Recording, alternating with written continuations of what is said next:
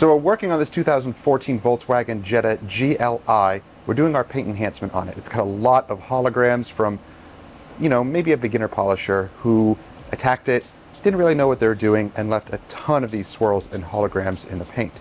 Now, the customer knew what those were and he wanted them removed. So after searching around, he found us, gave us a call, we gave him an estimate, scheduled the job, and here it is. Now, what I'd like to offer you guys is a chance to get some training. What I'm going to do is offer a 1-hour free training session. And this training session is not going to be interactive. It is going to be live, however, so you can see what I'm doing in real time. I'm going to be showing you guys how to properly polish and maybe at the end show you some ceramic coating options as well, and how to apply ceramic coatings, how to remove high spots, maybe some of those extras in there as well. But what I want to do in that video is at least give you an hour of free training. Yes, there's no gimmick, there's no catch here. I'm just going to give you an hour of my time. Now, at the end of that video, I will be offering a 2-hour training, which is going to be live but interactive.